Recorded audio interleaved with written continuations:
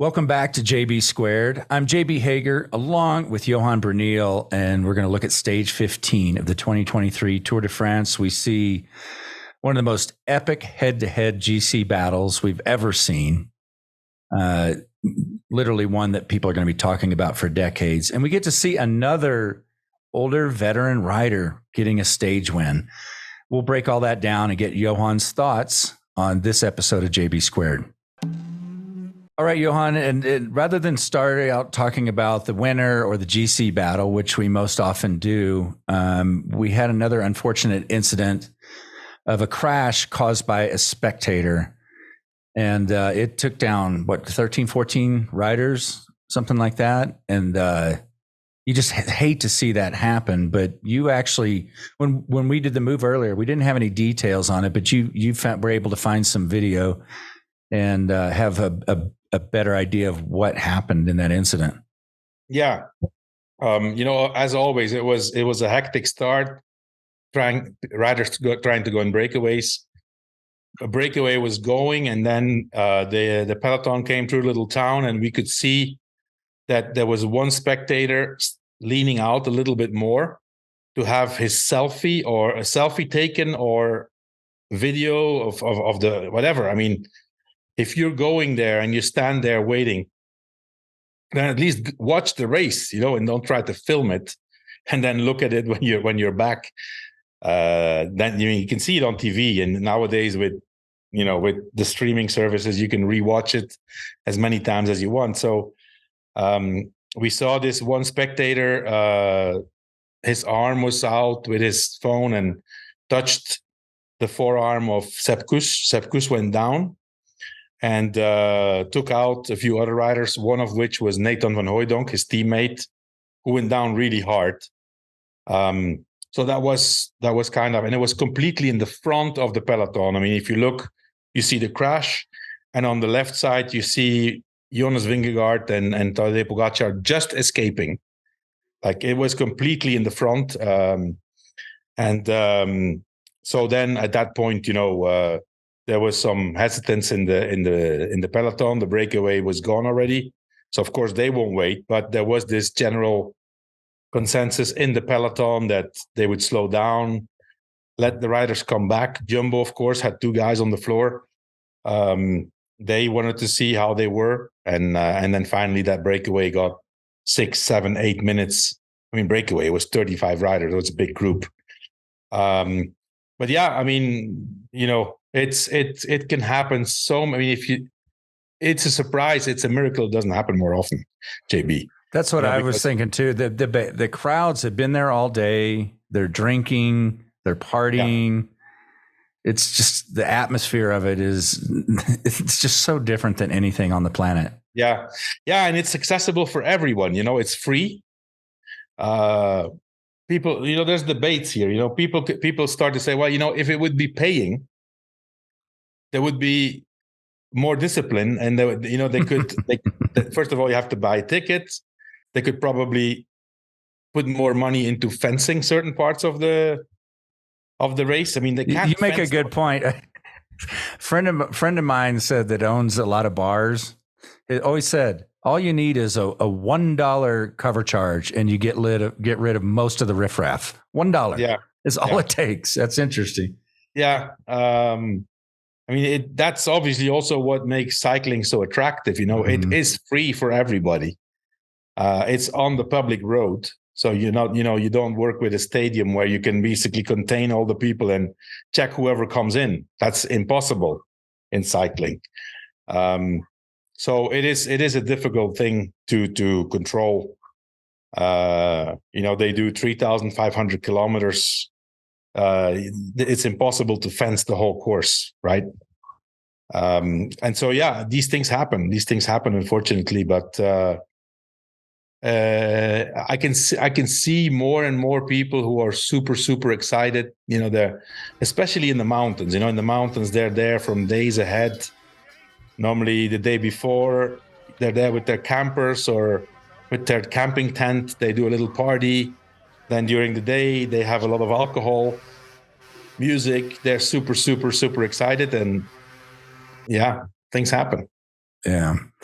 And then you've said to me too, the flags that they're all waving are just they drape over where the riders are going. They can fly out of your hands. They can go into a front wheel. Yeah, unbelievable. And then you probably had to be thinking when you saw Sepp Kuss go down, you're like, whoa, wait a minute. This is a very important player in this story. This is not a good guy to be on the floor. I mean, nobody is, right? But in Jumbo-Visma's case, this is a key guy for the last week. I mean, he was back up. He went to the doctor. He got all, he had band-aids on his right arm. Obviously, he must have been hurt. And today he was dropped a little bit earlier than normal, but still, in no moment did Vingegaard need him really on the last climb. But this could be, normally the day after a crash, you're not feeling great. Tomorrow's a rest day. It could have an impact on his overall condition, Yeah, and he's fortunate that after the rest day is a time trial too, right? That maybe helps him recover a little bit. Well, it would be the case if Sepp Kuss wouldn't be riding for top 10. He's in 6th place. That's right. I think on the move we talked about, being able to go easy. He's trying to keep that overall. Well, that's a personal decision. That's a personal decision. Ooh. I think the team should encourage him, depending on how he feels tomorrow. Right? Tomorrow he will feel already okay. I'm okay or not okay. But independently of that, let's say the day after the time trial is going to be the most important stage of the whole Tour de France. On that last climb, Col de la Loze, that's like the most important climb. Sepp Kuss has already performed there incredibly in the past, in 2020, I think. 3 years later, I would think he's a lot better. So Sepp Kuss will be the key guy on that last climb for Jonas Vingegaard. If I'm Jumbo-Visma, I'm saying, hey, you know what, Sepp?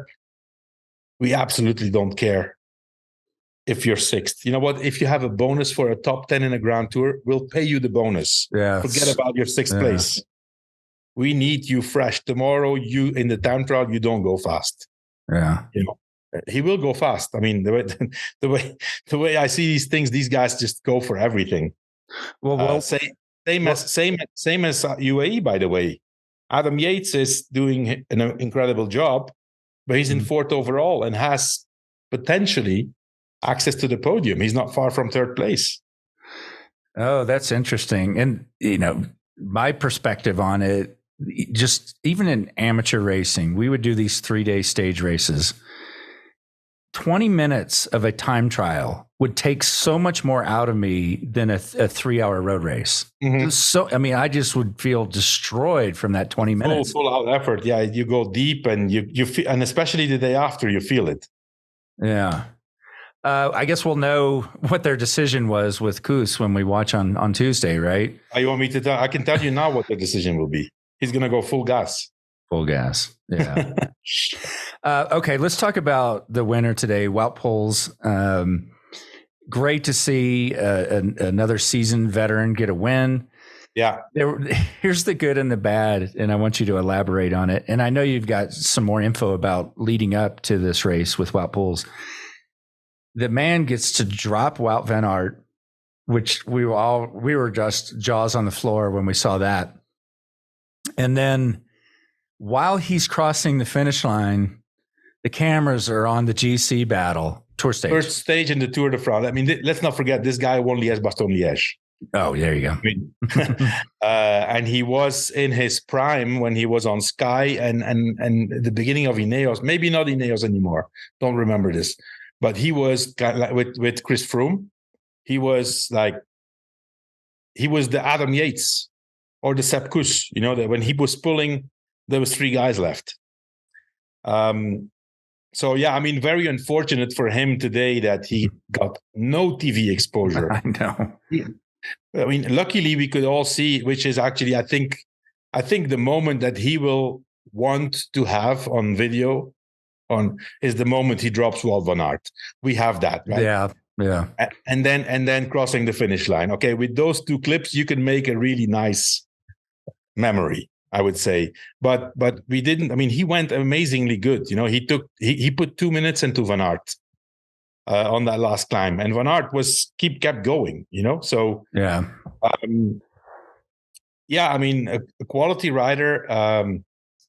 His lead up to the Tour de France was not ideal.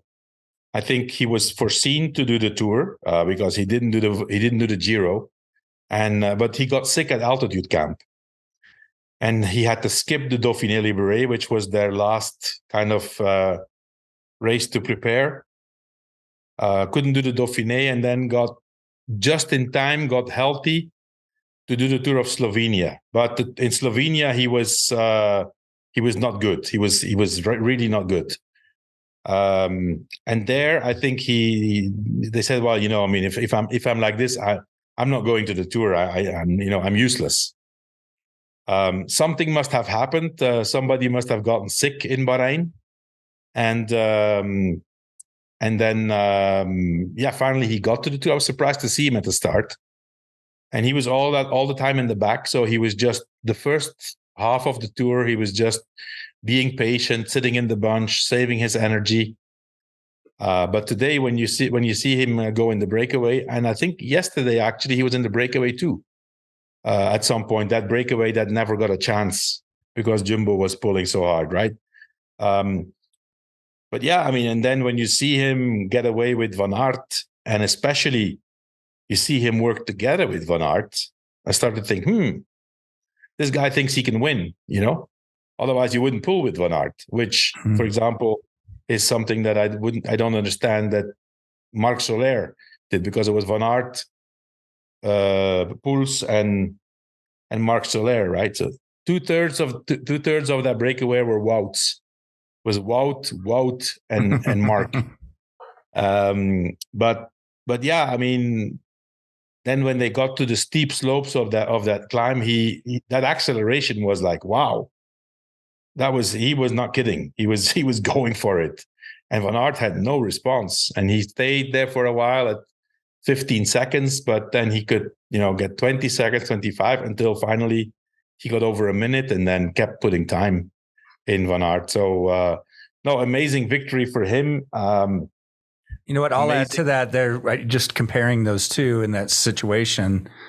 Wout Poels has been able to lay low and build strength. Yeah. Wout van Aert, yes, he did drop Wout van Aert, but Wout van Aert has been in the action for 15 days.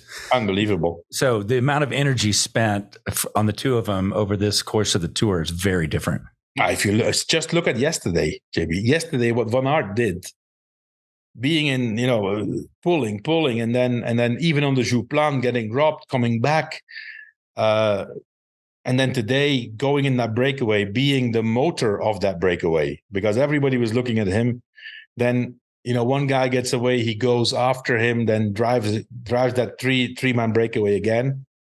Van Aert is, I mean, once it looks like to me like Van Aert in the Tour de France, once he gets warmed up, it's like there's no stopping him. He's a monster, the guy, But yeah, I mean, a very emotional victory also once again for Gino Mäder. Second win of Bahrain. They have on their jersey "Ride for Gino." On their helmets, I actually seen a few other riders of other teams who have that same sticker on their helmet, "Ride for Gino." We all know, unfortunately, what happened before the Tour with Gino Mäder, but. I mean, he was very, very, very emotional. Wout Poels, this is a guy who's kind of on the verge of the end of his career. Like he's not as good anymore as he was. So he's up. He's in this victory today gives him a few more years of his career, because if he would have had like a regular season, maybe in Bahrain they could say, oh, well, you know what, listen, we have other riders, younger riders, he has a big contract for sure. So today's victory is definitely super, super important for him. Yeah, I was looking at his contract. He's with Bahrain through next year. Oh, still has a contract for next year. Through next year. But if it was ending this year, right, and you don't have this win, that may have been it. Yeah. Oh, interesting. Okay, let's talk about the head-to-head battle we saw today with Pogacar and Vingegaard. We all knew Pogacar was going to attack and try. Like he's going down, throwing everything at it. And we saw Vingegaard able to answer everything. Yeah. What was your take on this head-to-head battle, especially in that last 2K? Yeah, well, today I was a bit puzzled, I have to say, because at some point UAE takes the lead of the bunch. They start to set the tempo, first with Groschartner, then with Maika, and then with Adam Yates, of course. They had Marc Soler in the front, and you would expect an attack of Pogacar. By then, Jonas Vingegaard was isolated. But you know what? I mean, on a climb, it doesn't really matter if you're isolated, because Pogacar could have two teammates, but none of those two can match Vingegaard anyway. So basically, whatever they're doing, setting the tempo, they're actually doing the same job for Jonas Vingegaard, because as long as Pogacar doesn't attack, it's fine for him, right? So they always say, these guys are better in numbers, but this is just theory. On a climb, if you're good, you follow your biggest rival, and that's it. It's 1 against 1 when it comes really down to the real attacks. And so when Adam Yates was pulling, Pogacar was in the wheel, and Vingegaard was on the wheel of Pogacar. And I could see, I don't know if it was just an impression that I have doubts if today Pogacar didn't have like a less good day. I'm not going to say a bad day, but a day that he was not super.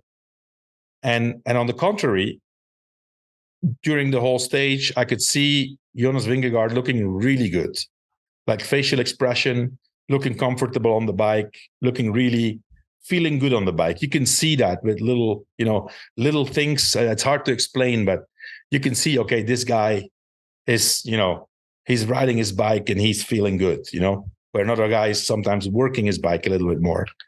And I had the impression today that Vingegaard was in one of those days that he felt really good. So I don't know if Pogacar was bluffing or not, but, he waited a long time to attack. He was kind of looking like he had trouble following the rhythm of Adam Yates. Obviously, that was bluff, because then later he attacked and he was back with Adam Yates in no time. But I'm wondering if Jonas Vingegaard didn't miss an opportunity today to test Pogacar. I think Jonas had the legs today to put a little bit the hurt on him.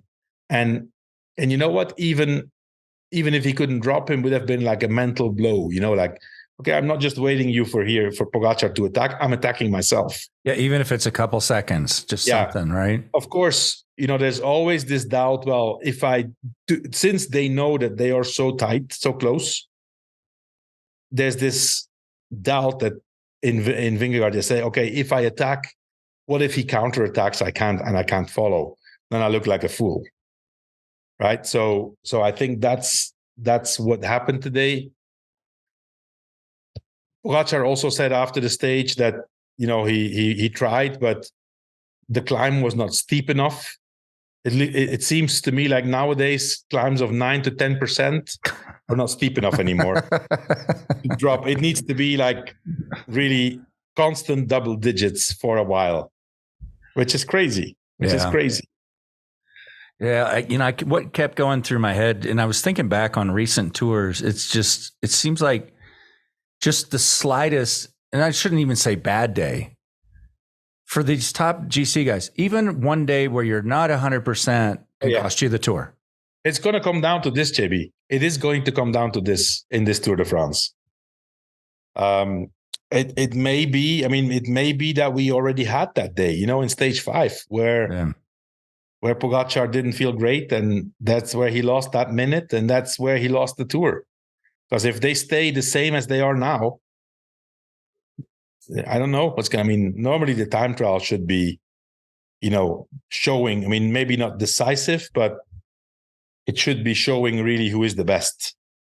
Okay, unless they also finish in 3-4 seconds. I mean, that would be something. It's not excluded. It's not impossible. Right. And for the record, they're only 10 seconds apart right now. Mm-hmm.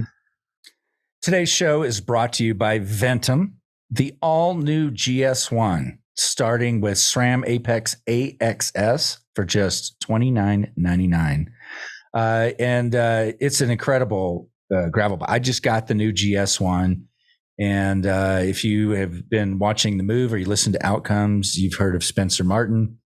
He is riding my GS1 right now because I brought my NS1 also. And he's like, wow, he loves it. Loves it. So you should check it out. It's really fun to go on their site and build out an NS1 or a GS1. In fact, Spencer was asking me about some of the options that I had. He's like, well, these handlebars were one of the options because he really liked them. And you can pick the crank length. You can pick the handlebar width. You can upgrade the wheels. I put the Zip 303s on it. They look good. They feel good. Anyway, you can build out your bike, and they all have the same frame. NS1 or GS1. It's a top of the line, best carbon, whereas some other brands downgrade the carbon for a lower end bike. All the frames are the same. You're riding the same thing that Lance and George ride. So go online and build it out, and I think you'll really like all the options in the process. It's actually pretty cool. So 10% off when you use the code we do at checkout at ventumracing.com/themove. Today's show is also brought to you by Ketone IQ, which is made by HVMN. And today was fun. On The Move, we had Michael Brandt. He's the CEO of HVMN, and we got to chat a little bit after the show because some of the things I've been telling you this tour, I feel better with mental clarity. It's helped with all kinds of things, my ADD that I deal with. And he confirmed a lot of my suspicions about that it was the Ketone IQ that was helping me. And another one that I've forgotten to tell you about is forever I was just a hardcore coffee drinker. I was up at 4 a.m. working in radio forever. So 4 or 5 cups of coffee was not out of the question. And Michael confirmed for me that having the Ketone IQ first thing in the morning, a shot, like you can do it, the small bottles or one like this, the big one I'm showing on YouTube, but one shot, and it really not only suppresses your appetite first thing in the morning, but my urge for coffee. So I've gone from like a 4 cup of coffee drinker to 1, and I feel just as alert. I don't have the caffeine bonk that I've had forever. I mean, if you drink coffee, you know what I'm talking about. It's just helped in a lot of capacities with mental clarity and energy and focus. So try a subscription so it gets sent to you on a regular basis. And I can give you a code here for 30% off, and try it for a few months. I think you'll see a difference. You can get that 30% off on your first subscription order at Ketone IQ at hvmn.com/themove. Again, visit hvmn.com/themove and subscribe upon checkout for 30% off.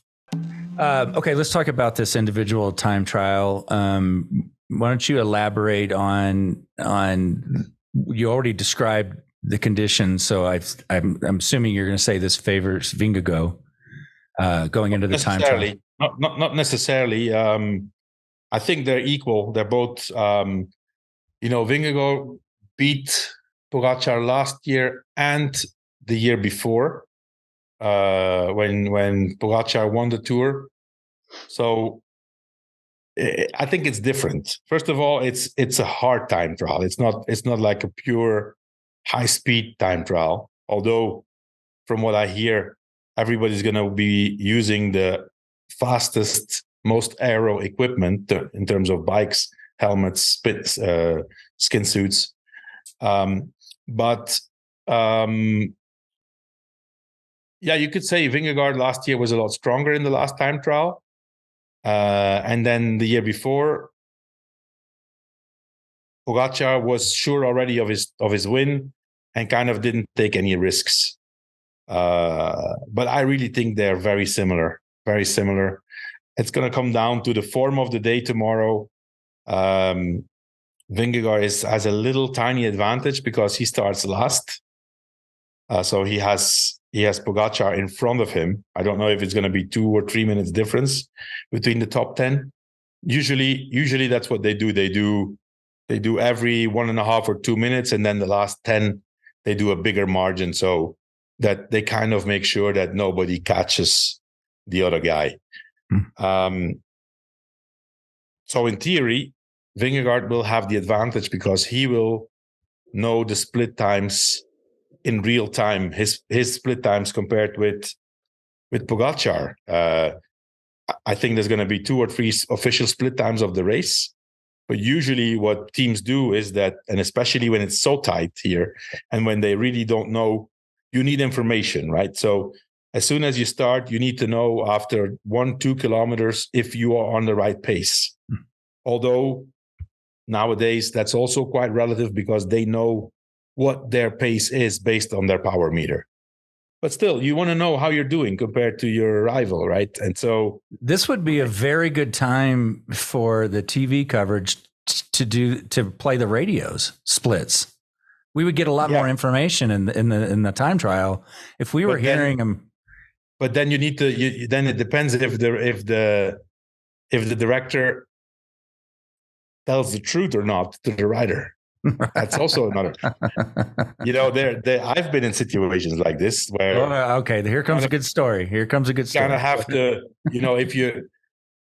if you know that your rider is a slow starter, and usually he gets better in the second part, and you have split times from another rider, and he's a bit more behind than you would expect. Let's say after 2 kilometers. Let's say Jonas, just for the sake of this exercise, is let's say 8 seconds behind Pogacar. You could say, okay, after 2 kilometers, you're a little bit slower than Pogacar, but you don't say the 8 seconds. You say you're a little bit slower, so speed it up a tiny bit. So you need to. Normally you wouldn't say 8 seconds after. I guess you don't want the rider doing math in their head. You want them focused. No, and also not have like, okay, damn, I'm going full gas and I'm 8 seconds down. You get defeated. Yeah, exactly. So, that has happened. I think everybody has. Normally when they're ahead, you always say the truth, and when they're behind, you kind of try to sugarcoat it a little bit and say, okay, you know what? We're a little bit behind. Don't worry. You're going to get into your pace. You're stronger at the end. Keep going. Keep pushing. Right? Yeah. What's it like on time trials like this where it's uphill at the end? Because they probably don't feel like I should be going full gas when I hit that bottom of that, because that's where the time is gained, is in that climb, correct? Yeah. Also on the flats and also, but you have to keep some, especially on a steep climb like this. It is, 2.5 kilometers really steep. The challenge is that, you're on your time trial bike, you're in this aero position, the 10 kilometers before the climb. And then all of a sudden you hit that climb, you have to go on a small gear, you change position, you're not anymore in the aero bars. It's completely different. And so that's also a huge change. Normally on a time trial bike, you're looking for the most aero position. You're almost not standing up. You're never out of the saddle. Then all of a sudden on that steep climb, you have to be out of the saddle. Some people have problems with time trial bikes being out of the saddle. It's a completely different way of riding. So with that Côte de Domancy, which is, it's a hard climb. It's a very famous climb. I don't remember the year, but I do remember that Bernard Hinault won his world championships there. They did it like 20 times. It was crazy. They did like 20 times this climb. And also George will probably not remember, but George won a stage there in the Dauphiné. We came to what's it called? The place. I don't remember the place now, but anyway, the Côte de Domancy. We did it like 5 or 6 times, and him and a teammate Popovic broke away, and they had to do this climb 5-6 times, and George won the stage in the Dauphiné. So on we won't say anything. He doesn't listen to JB2 anyway, so we won't tell him anything. And on Tuesday we will ask him if he remembers that climb. Right? Yeah, you think he would have brought that up today? If he remembered, that would have come up. He doesn't remember. Now, I'll tell him something that he will remember. Because that was it was 2005, and so the Dauphiné just before the Tour, and so they were away, and so Popovic was the first year on the team, and finally, so they came on the last lap, and George asked me who of both should win, because they were teammates, Mm-hmm. And since George has been so long on, and Popovic was new on the team, and he was like the new coming man, he ended up winning the white jersey that year, actually, in the Tour. I said, well, I think Popo should win. And George got all pissed off. And then he talked Popo into letting him win. And then he was afraid that I would be pissed with him. You were just playing games a little bit, listen, right? I mean, it's fine. If Popo was fine with it, it's fine for me, That's fun. That's you will remember that for sure. Yeah. Okay, I want you to elaborate more on an individual time trial. This is when it's very different from something being at the beginning of the race. How you do recon with your existing riders. So what will UAE and Jumbo do with by using their riders, ones that can go full gas tomorrow to get intel? Well, for sure they have recon the time trial already before, right? They know the course already. They've trained on it a few months ago, probably.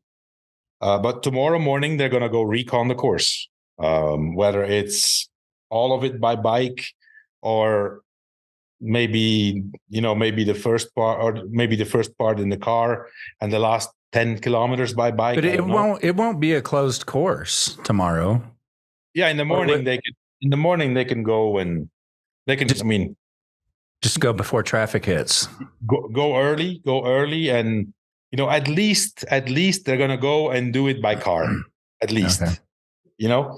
But they'll probably ride the climb, or the part before the climb, to kind of have the feel of, okay, go from the flat towards the bottom of the climb, how you need to shift and stuff like that. That's all stuff that they've done this already on training, but on race day and in race circumstances, it's different.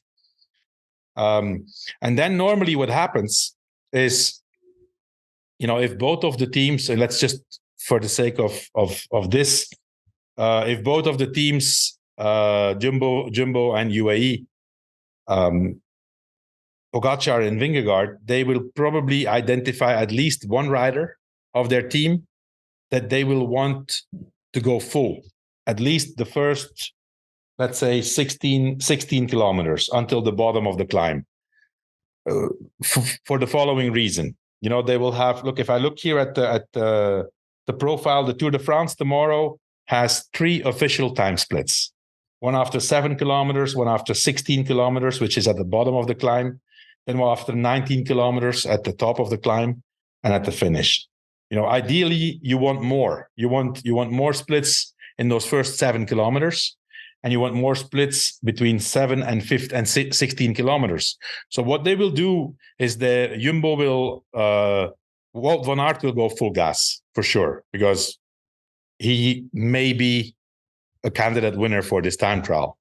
So they will follow him, and they will take splits every kilometer.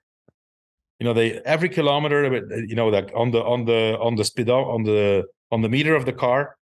Every time it goes to 1, 2, 3, they will take a split. And then they will compare these splits. This is going to be the marching table of Pogacar, of Vingegaard, sorry.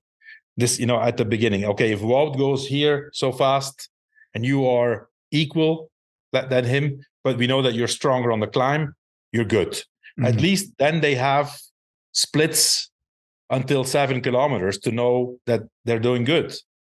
UAE will do the same. Most likely they'll have Mikkel Bjerg, triple world champion under 23 time trial. He will do the same. This guy will do a time trial of 16 kilometers. They don't care anymore about the climb, but he will go 16 kilometers full gas, as if his time trial finishes on the bottom of the climb.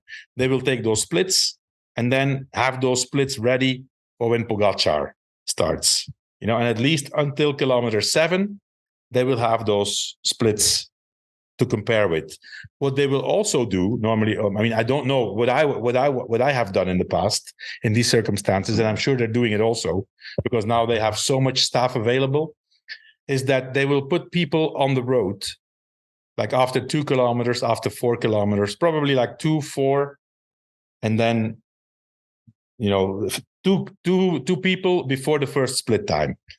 And they will have these people relay the time difference between Pogacar and Vingegaard on the road to the car. So in the case of, let's say, Pogacar is in the disadvantage here because he starts second, Vingegaard starts last. And so after 2 kilometers, his staff member will take a split, and then he has to wait for 3 minutes until Vingegaard comes. So there's a 3-minute delay in Pogacar knowing how he is doing compared to Jonas. Whereas Vingegaard, when he comes, he will know it straight away because Pogacar is already 3 minutes ahead of the other. Do I explain myself properly? Maybe a bit complicated. Did you see me gloss over a little bit? You and Spencer, when you guys start throwing out numbers, I feel like I'm in high school again and I'm in trouble. So that's going to be until kilometer 16. They will probably have 5, 6 people on the road to have every 2 kilometers a split time to make sure that they know how they're doing compared to the other rider. I know this is not outcomes, but I'm going to challenge you to put them in order. Vingegaard, Pogacar, and Wout van Aert for the time trial. I'm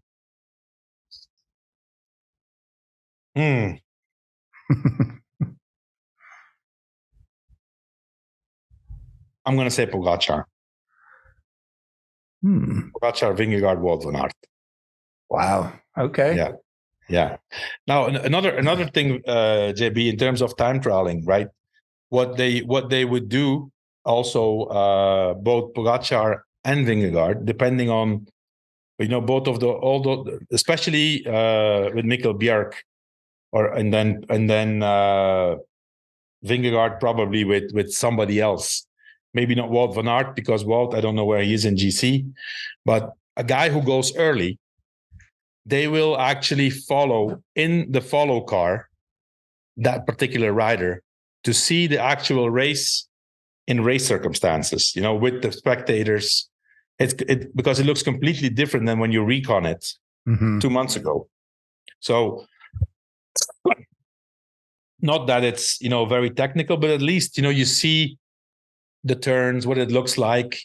It's you need to really memorize that circuit and see it under real circumstances. So they probably will go with one of their early riders to go and see the course from the actual following car. And then, probably not Wout van Aert because he's probably going to try to win. But a lot of these other riders, will they, as they're doing the time trial, will they report back in any real time? Like, that's a tight turn, this is slick, this is dangerous, or after, or do they give them a rundown after they finish? They're probably not grabbing their radios when no. After they finish, after they finish, sure. No, after they finish for sure. But But yeah, I mean, I think the most important is that the guy sees it from the car going in the race behind one of his teammates. That's the best information on the course. Okay. Let's see. I think that's it. I think that's all we have. Of course, rest day tomorrow, then the time trial. Looking forward to that. We're going to jump into Ventum trivia, and you could win an NS1. Get the correct answer, email it in, and every day they draw from all the correct answers. And on the last day, we'll draw one of those winners. Yesterday's question was, who was the oldest participant of the tour, and what year did he compete? That answer was Henry Perret, who was 50 when he competed in 1904. I'm too old now. Damn, I'm too old. Oh, hey, if you want to go for the record, you're older. No way. No way. I've said to myself, JB, and I once I retired when I was 34, I said, never, ever will I put a number on my back again to compete.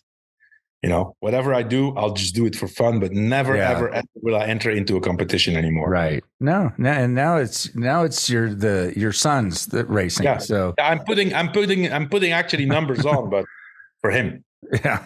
Yeah. Today's question, this is the one you email the answer to, and I'll give you that email in a second. But who holds the longest time span between winning the tour? How many years in between wins? That's a good one. So look it up, find the answer, and email it to trivia@ventumracing.com. All right. Good luck. And then a couple questions for you here. Let's see. Okay, here's a good one because I love your stories. So Zach writes, the team cars behind the peloton always seem like a very chaotic bunch. And I'd imagine there's often close calls with other cars, riders, and fans. Can you speak to what it's like to be in these cars? And do you have any good stories from your days behind the wheel? That's from Zach in New Hampshire. How much time do we have? I know, right? Every race, I'm sure there's something huge. There's a lot of good stories from the car, definitely. No, I mean, especially in the Tour de France, it is sometimes very hectic. Back in our days, usually the first week was always chaos. You had these flat stages, stress, massive pileups. That's a nightmare when you're in the car because you can't pass. You're there. You see on TV, maybe we have somebody in there. Then the mechanic needs to find out who it is that's in there. You need to have a good communication with your riders. One of the riders needs to say, okay, we need a bike for this guy. Then the mechanic needs to get the bike off and run. I mean, sometimes ride the bike because you're so far behind. So that's super, super stressful. When it rains, also, it is very stressful because guys are coming back all the time for clothes. Then the mechanic needs to go in the back, finding the right rain bag of the rider. Then you need to find out exactly what he needs. Mm-hmm. So you need to, look into that bag. And then the guy finally finds it, and then he gives it. Oh, no, not these gloves, the other ones. And then, and then you also sometimes have sponsors in the car. Oh VIPs, right? Yeah. Do you ever put them to work? Do they become part of the crew, or are they just passengers? Yeah. I even had Phil Knight from Nike. Yeah, Phil Knight in the car, and I had him hand out water bottles to the riders. That'd be cool. That'd be cool to do. Yeah. So yeah, I mean, it is incredibly hectic, and also sometimes not just because of what's happening in the car, but with the spectators on the climb. Sometimes the race goes, and sometimes you're just all of a sudden you have to stop, and you have this massive bunch of spectators. They kind of get on your car, they hit on your car, they shake it, It's sometimes it's crazy. Yeah, Johan sent me this clip just so you can get an idea of it. Those of you watching, but those of you listening will hear how chaotic it is. Yeah. So wait, was that an actual team car there, or was that part of the caravan that we just saw and heard? Well, I think that's actually a car that goes in front of the race. What teams also do is they send cars that like recon cars. So they have 2 team cars in the race, and then they usually have another team director who rides 30 minutes, 1 hour in front of the race to scout last minute the course, whatever it is, weather, wind, certain things, because you can't recon the whole course, right? So that's another source of information that then they have. All these teams have a team car up, so that car is most likely a recon car. Oh, they may say right at 80K, we're taking a hard left, and then it's a crosswind. Exactly. Stuff like that. Wow. Yeah. Okay. Yeah. Here's another question for you. The GC battle between Jonas and Tadej is going to be epic for the rest of the tour. I know it's early and hypothetical for next year, but how does that change if Remco Evenepoel enters the race? That's from Joe in Virginia. Yeah. Well, we don't, we don't know how Remco would compare to these 2 riders. For the moment, he won the Vuelta. He's world champion, and we all know that it's his goal to be in the Tour and try to win the Tour. But we haven't seen anything yet that for the moment could say, well, he will be up there with these guys. And his team's going through a shuffle to support that. Yes. So that would obviously be, I think next year he will be at the Tour. Now, if you ask me today, will Remco next year be up at the level of Jonas and Tadej? I don't know the answer yet. He's still developing as a rider. He's still learning. I think it's really good that after his unfortunate abandon in the Giro, he has decided to defend his title in the Vuelta. That's super, super important for him.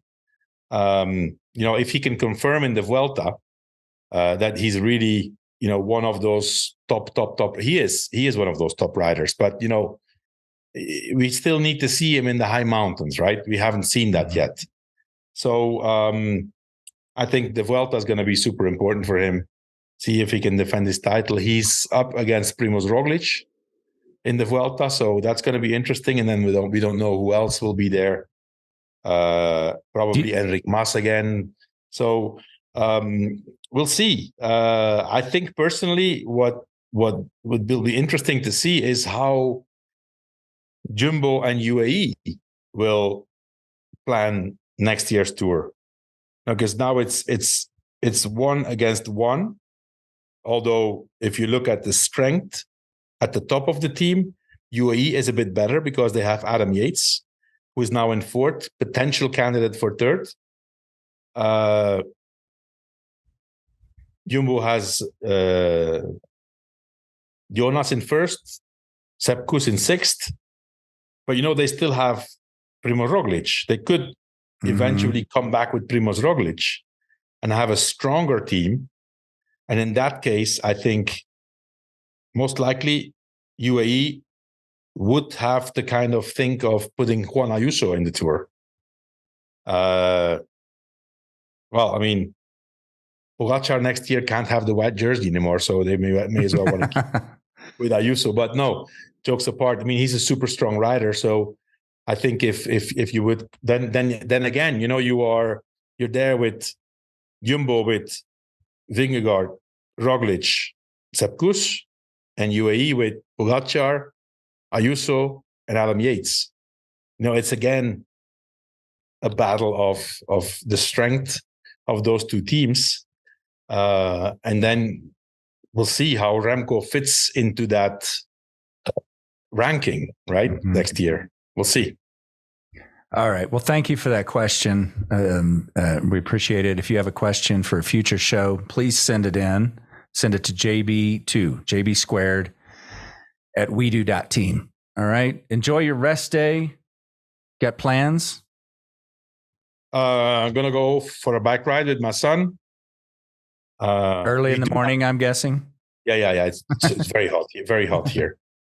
And we do have outcomes tomorrow because there's a race the day after. So today there's no outcomes, but tomorrow there is. And other than that, just chill at home. So all right. Well, you enjoy it and enjoy the ride with your son. We'll be back on Tuesday for JB Squared. Okay. Speak soon. Thanks.